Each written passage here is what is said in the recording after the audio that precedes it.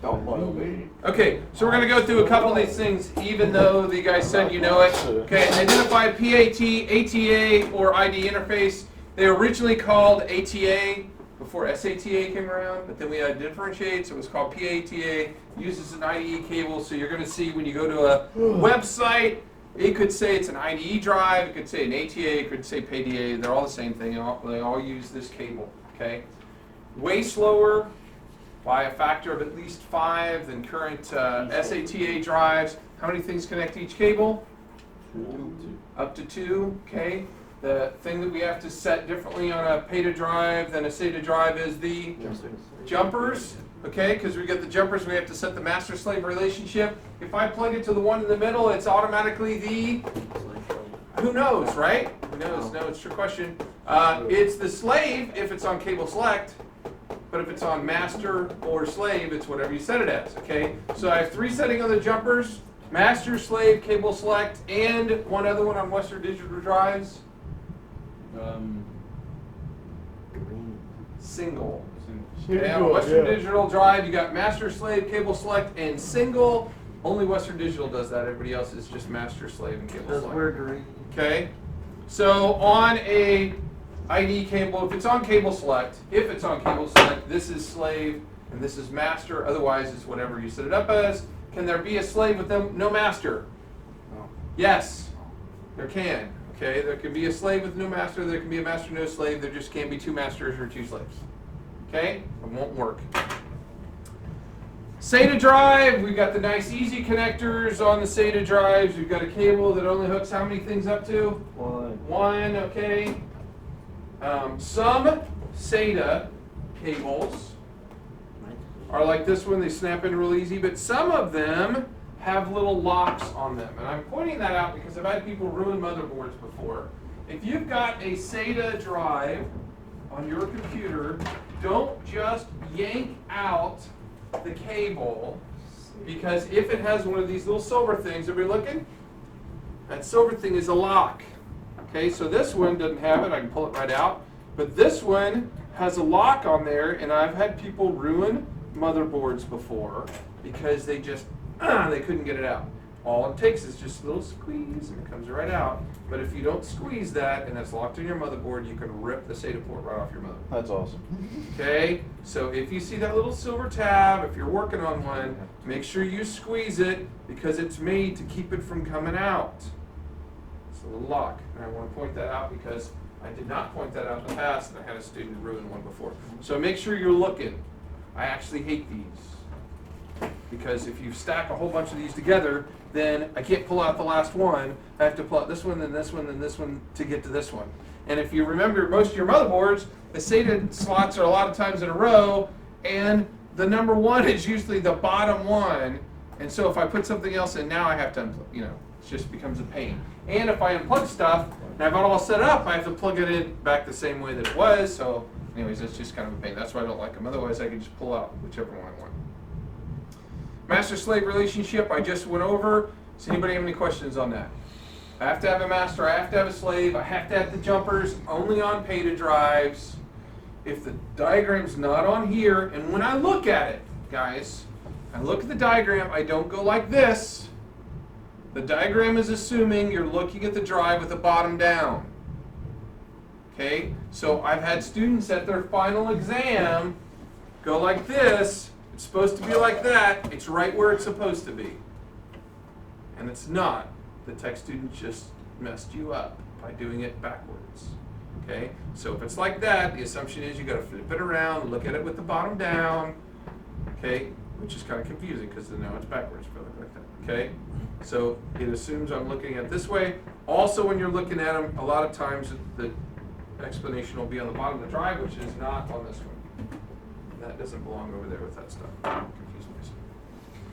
Okay, so I can have a master, I can have a slave, I can have a master and a slave, I just can't have 2 slaves or 2 masters. Okay, so I can install one. The big thing when we're installing any drive, whether it's a SATA or PATA,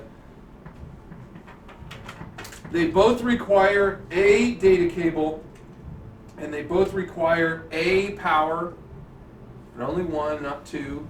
Okay, a SATA drive traditionally has a different looking power connector which only requires a little adapter, which I've shown you guys before. I don't know if I have one out here now. A little adapter to go to the new power. If it's got both kind of connectors, you only use one. Okay, but here's the thing, whenever I'm hooking one up, don't just check this cable. Make sure when you're doing your motherboard, whenever you're hooking up a new one, and whenever you're inside a PC, that you also double check to make sure it's firm in there. Because it's really easy as we're getting in and out of stuff and we're changing stuff out for this to get pulled a little bit loose. If it gets pulled a little bit loose, it doesn't work anymore. Okay? And on your final exam, a tech student could easily just unplug this and leave it sitting right like that on your motherboard, and it looks like it's connected.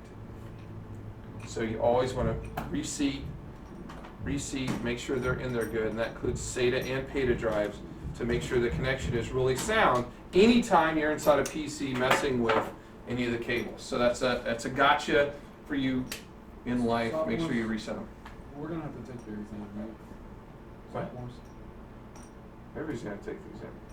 Well, if What you're a if- sophomore, you're exempt for quite a bit. If you're a sophomore and you've got whatever, there's something that Accelerated you, or advanced? there's on something all if of you them. get it on all of them, you get exempted from all exams. Yeah. In which case you don't have to take it. I will tell you this though, and it's up to you guys. Even though you're exempted from the exam, you can still take it. Now, why would you want to take the exam if you didn't have to? If you have a C in a class and an A on the exam would pull you up to a B, I would take the exam. If you have an A in the class, why would you take the exam? You can only lower your grade. So I mean, there are times when you want to take an exam. I've had students say, I don't want to take the exam. And I'm like, you got a C in my class. I think, anyway, it's up to you. It's your decision. But no, you don't have to take it if you made all the whatever. Okay, so can you install a SATA? Yeah. Can we install a PATA? They're both pretty easy. The last thing is, can I enter BIOS to confirm check installation of the hard drive? Anytime we install anything, and it's not just hard drives and CD-ROMs, anytime we install anything, you want to go into BIOS and make sure everything shows up that you have connected. The BIOS on this one automatically detects everything and turns on whatever channels need to be turned on. Okay? The BIOS on this one detects everything and ignores everything unless you turn it on. Okay? I have to specifically go in and say SATA 0 on, SATA 1 on, PATA 0 on, PATA 1 on. If I turn it on and there's nothing there, every single time I turn on this computer, it will error out, stop, and say PATA 0 not found, press F1 to continue. So not only do you have to turn them on, you have to turn them off on this one. On this one, it just says I didn't find anything, I guess you didn't want anything there, and it goes on. Okay? That's dumb. So you want to go into BIOS, but you don't want to just check them. You also want to make sure that you don't have to turn them off if required. Okay? So that's every time we go into a PC, make sure you do that. And normally F2, but some of them are delete, some of them are F8. You have to watch the boot up screen. Okay? And that's why usually I do the delete F1, F2, delete F1, F2 if I'm not sure what it is on boot. Okay? So I can explain drive fragmentation and how to fix it, and we talked about this before, but I'm going to go ahead and go over it one more time. If I've got a hard drive and the data is all together, that's defragmented. If the data is spread out over the drive, that's fragmented. And obviously Looks like a fragmented is smiley bad, face. fragmented is slower. What? That looks like a smiley face.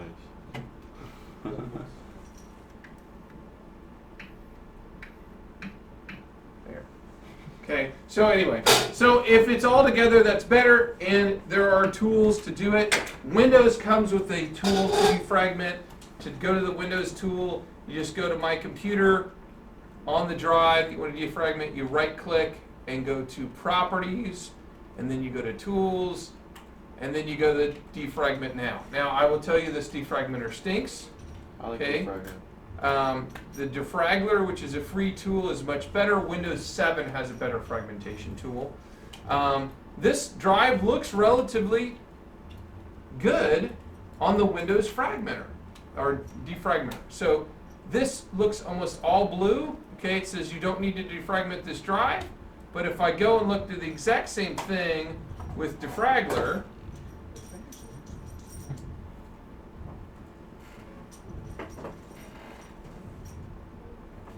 we'll see how fragmented this drive is.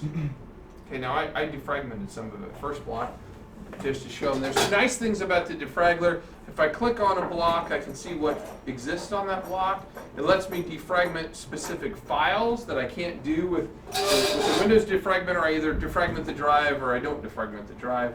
With defraggler, I could say I want to defragment that file, and it lets me know a lot more about the files themselves. So, well, look, it was almost all blue with one little spot of red on the Windows defragmenter.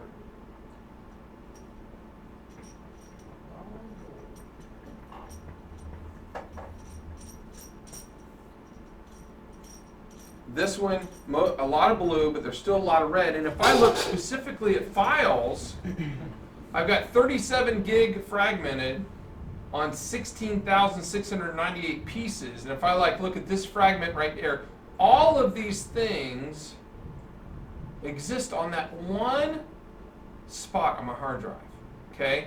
And if I look at the file list, this file right here is broken into 4,670 parts around my hard drive, okay? So if I was accessing that, it's going to be a lot slower. And defraggler lets me just say, hey, I want to defragment this one thing, so I can defragment that one thing, and it's going to start, and you'll see it'll show yellow here in just a second. That's where that file exists on my hard drive. It's all over the place, okay? So I'm not going to waste the time defragmenting because I actually am going to delete that file because I don't need it anymore. But you can see how fragmented it is and how that could really slow down my drive. What were like the gold spots on that? That's where that file was when it started defragmenting. No, I know the yellow spots, but there were some gold spots up there in the top right corner. I don't know. I wasn't really paying attention. I don't know if I want to wait for it to check again.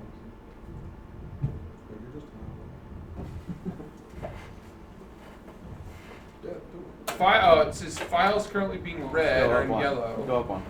Page file. Page file. There was like several up there on the top right. But is that the color though that you're Yeah. looking at?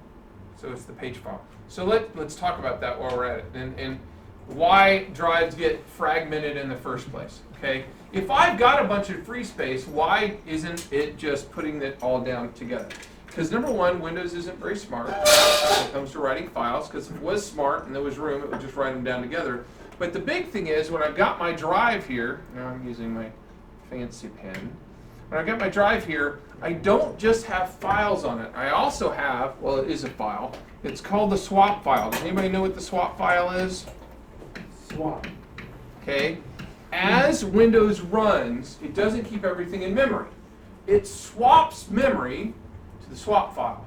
So if I've got 4 gig of RAM, which I do in this PC, and it needs more than that, or it's got more stuff that it's trying to do, it will go and save the memory to the swap file, and then load something else in it, and when it needs it back, it keeps passing it back and forth. Now Linux is smarter.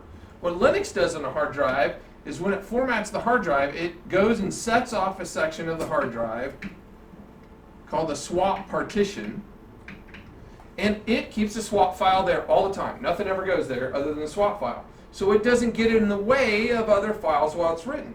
And since Windows is continually writing and reading and writing and reading the swap file, and it puts it wherever there's room at any given time, it kind of messes up and causes the fragmentation because of the swap file. Okay? So, and Linux doesn't do that, and Mac doesn't do it. It's a Windows-only thing that it does that's kind of wonky. It doesn't keep it very clean. Okay? Windows 7 apparently does a better job than Windows XP did. Okay, so that's the swap file. Now, when I go and hook up a DVD or a CD-ROM, what's the difference between hooking that up and a hard drive? Hooking up a hard drive? You have to set the jumpers. There's no difference. You hook it up exactly the same. Yes, there are jumpers. If I go to a CD drive, there are jumpers just like the hard drive. There is no difference on how to hook up a CD-ROM and how to hook up a hard drive, which is why I'm kind of lumping it in together. It has 3 jumper spots right on the back. It has an IDE cable spot. It has a power supply. Okay. And when I say CD-ROM, DVD, Blu-ray, any optical drive hooks up the same way. Oh, your textures messed that up. Talk about that. So is it hard to hook up? No, I have to set the jumpers, just like I have to set the jumpers on a hard drive. Usually when I hook up a CD-ROM, the hard drive is on the primary IDE channel and the CD-ROM's on the secondary IDE channel. In the case of this one, it has one IDE, it has two SATAs, so the hard drives are on the SATAs and the CD-ROM's on the PATA, okay? And it can be master on there. I just ran into a problem. We needed drives. That's what all this box is. It's full of DVD burners. Okay, I just ordered a bunch from Amazon.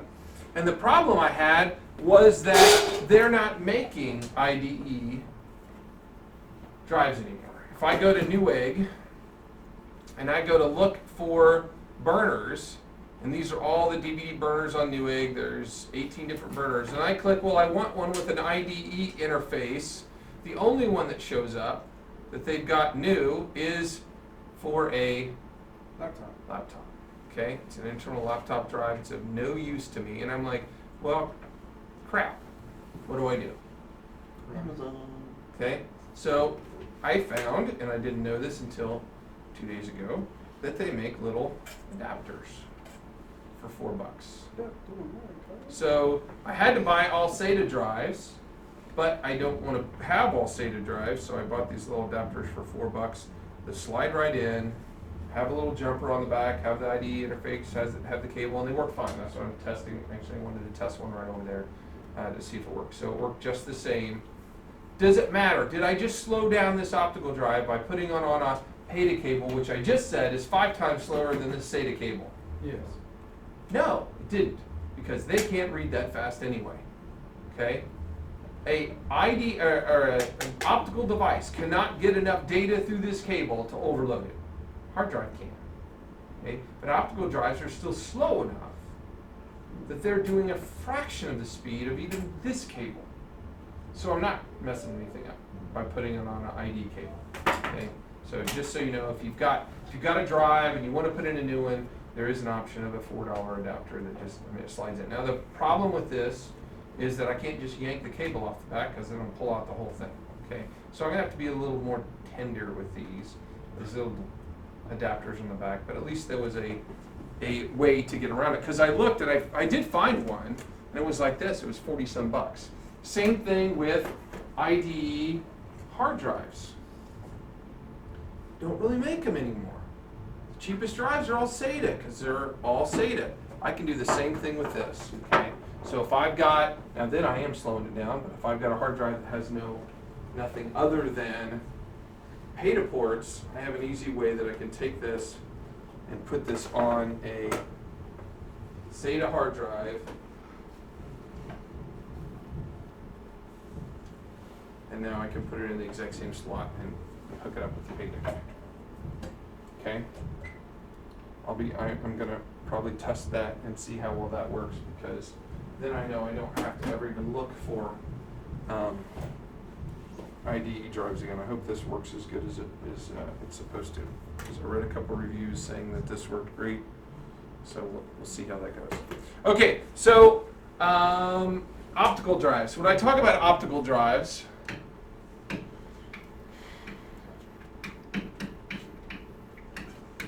I will often use the term CD-ROM when I really mean any kind of optical drive, because we've got what? We've got CD-ROMs, we've got DVD, and we've got Blu-ray. Okay? They're all optical drives that use a laser to read what's written onto a disk, okay? They come in speeds of X. What does that mean? I don't know. 1x was the original speed of original CD-ROM. So when you get a drive and it says it's a 52x drive, it means it's 52 times faster than the first drive that came out. Okay? And some of them read at one speed. It'll say it reads at 52x, it writes at 24x. Okay? Does it really matter what x is? No, you have a nice basis to compare, and that's all they're trying to do, is give you a way to look at how fast this drive is compared to this drive. So when I'm looking at buying drives, and look and see what X it is. Is X a definable term? You can look it up on the internet. I think it's 1,300 kilobits per second, something like that. But I don't know the exact number. This one is I have no idea. It doesn't say. I think it was a 24-time writer is what I think it was when I got it online. Let's talk about DVDs. Does anybody know the difference? The difference between, okay, first of all, a DVD is a DVD. A DVD RW is a Read only. Write only. read-write. It means it's a burner. It says DVD RW, it's a DVD burner as well. Same thing if you see a CD RW, it means it reads and writes. If it just says ROM, it's a read-only. Okay, so RW is read and write. And if I see a DVD RW minus, do you guys know what that means? Okay, does anybody know what beta and VHS is? Yes. Okay, back when I was your age, Betamax, right? Back when I was your age, there was two different kinds of videotape. There was the Betamax tape and the VHS tape that came out when these came out, okay? And no one knew what was going to win. You didn't know what to buy, you didn't know which one, because manufacturers made both at the same time. Obviously VHS won, Betamax lost, and we kind of have the same thing going on with DVDs. There are two kinds of DVDs if you didn't know it. There's DVD minus R's and there's DVD plus R's. And it says on a DVD burnable what kind it is. This is a DVD minus R. If your DVD burner is a minus and you buy a plus disc, doesn't work. I have that happen with staff members all the time. They'll go and buy their own DVDs and they'll burn them and say burner doesn't work. I'll go down and look and it says minus on the burner in the front, and I look at their discs and they say plus, and I say these are no good for you. Can't burn on these. What am I supposed to do with them? I'll take them. So I've got these, okay, because it was a plus burner and these are all minuses. If it says multi-burner, like this one does, it says DVD multi-recorder, it means it does both. This one doesn't care. When I buy them, I always want a multi-recorder because I don't want to look. When I go to buy them, I just want to buy the cheapest one, right? And it'll work. But that's one of the things that still is going on. I think Sony came out with minus and plus was non-proprietary or something, one way or the other. But there's a difference. So you need to know what kind of recorder yours is. Most new ones are multi. But if yours is even 2 years old, it can be a minus or a plus burner. And when I'm burning, see this one's DVD plus minus RW. So it does both pluses and minuses. That's what that plus minus means there. But if I look at some of them, I'm sure there's probably at least one or two. This is a DVD plus RW. This only does DVD pluses, this drive right here, okay? That's why it has the plus on there. This one only does pluses. This one only does pluses. This one is probably the one that I just bought. This one's only does minus, DVD-R minus, okay? So you need to look. This one does plus and minus. Yeah, it's really confusing. All right, where's it at? Down here. Details. DVD burner, DVD-ROM, CD, DVD. Okay, so it writes pluses at 8 times, but it only writes minuses at 6 times. Good to know. I really want to buy pluses. It's going to write pluses faster. It will do either one. It reads both of them at 24 times. CDs it reads at 48, but it writes at 24. Okay. Oh, that's right. The one below is read. What are you looking at? You said that it. That's read. Minus, that's a dash. It's R's at 48. It Then why is the reads and title writes right? at 24. What? And why is the title write speed on that column and the column below is read? I don't know. But that's what that means. Oh, no. I'm sorry, you're right. It writes CDRs or rewritables. The RW is for rewritables. I stand corrected. So it reads CDs at 48 and DVDs at 6 times. You are correct, sir. This is a different kind of media that it can write to. I'm sorry. A CDRW is one that you can delete and reformat and write again. And so it obviously does it. That's actually really fast. Is this the one I bought? I don't think so, actually. I don't think it's an LG.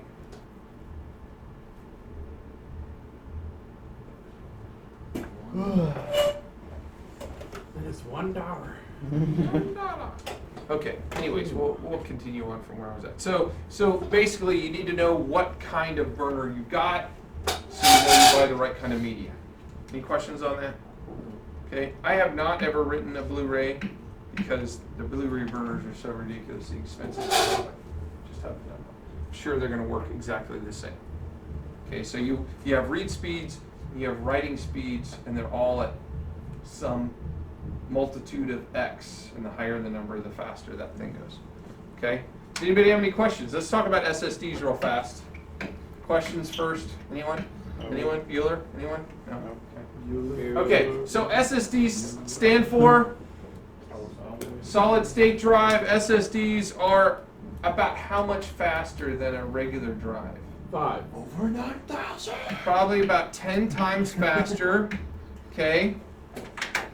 And SSDs are all what form factor? SATA.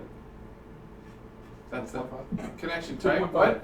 2.5 inches. And all desktop hard drives are 3.5. 3.5 inches. So it's going to require an adapter. And I really foresee that Unless it's cases in a laptop. soon are going to have a 2.5 slot in them. Unless it's got a laptop.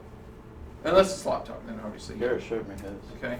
So solid state drives, way faster. They cost about $1 a gig or more, whereas standard drives are between a nickel and on the top end of yours, 20 cents a gigabyte. So obviously they're still far more expensive than a traditional drive. There's no such thing as fragmentation on this, because when I read from it, I can just go, ugh.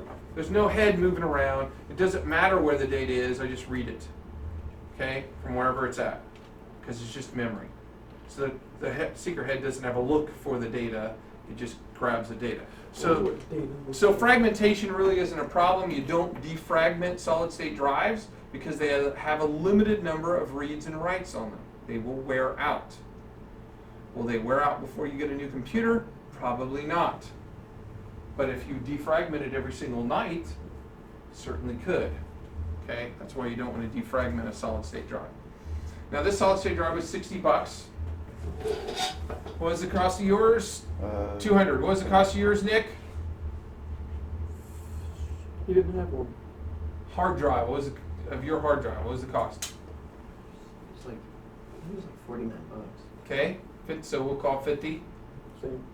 50. What'd you get though? It was like 280. 280. Oh, 260-ish. It was like 50 something. Okay. Okay, so the cheapest one we're gonna say 50 bucks, and this costs 60. $10 more for 10 times the speed is a good deal, except for the fact that I can't keep as much on it, right? I can only get 60 gig on here. Does that matter here at school? No. No, because we're saving our stuff on a network drive anyway. So as we move forward, I don't think I'm going to buy anything other than solid state drives from now on, because they're close enough in price, and I know I can put them in any device with an adapter, right? Any desktop device, because I can't put that adapter in a laptop. So in any device, and I get 10 times the speed, it really, really makes a difference. I will tell you that on that computer right there, which is almost the same as my computer at home, except for it has a solid state drive, to make a version of Windows 7, it has to recompile the whole Windows 7 operating system. On that computer, it takes me 7 minutes. On my one at home, it took me 70 minutes. Literally took 10 times more, 10 times longer to compile it. That one has twice as much memory, but mine's a quad core and that's a dual core. So I can only assume that the fact that it's writing to that swap file still, but it's writing to a swap file that's as fast as itself almost. Okay, because it's just memory. So these are gonna become more and more prevalent. in applications like a home application where I got one hard drive and it's 1 terabyte hard drive, I can't replace this because I can't afford to pay $500 or more for a hard drive on my home Yes, PC. you can. But You have especially for uses here at school, I think the computers are going to seem faster and faster as we replace the drive slowly with solid state drives. If I was you, I would spend so much school money on my own computer. You would spend so much what? School money I on can't my spend own school money on my own computer. Only on that computer that's here at school. None of the teachers know what you're doing. Well, that's beside the point. That would be unethical. That's how people get fired. Okay. So anyway, anybody have any questions on the test on Friday? All those links are going to be hidden. So all you're going to see in chapter 7, all these things will be hidden. So I expect you to go through them, and if you didn't take notes when you were supposed to be the first time, make sure you have notes in your notebook on those items, particularly the things that I put in this book. Because I guarantee you every single section of this book is going to have questions off of it. Some of them are going to be easy. It's the difference between a 2.5 or where to use a 2.5 versus a 3.5 drive, laptop versus hard or desktop, right? Different kinds of specifications, what's capacity, RPM, and cache, all those terms that are in here, you should either know or have in your notes. Okay? Questions? Nope. We have 19 minutes. You may now look at your silly video. But it's turned off.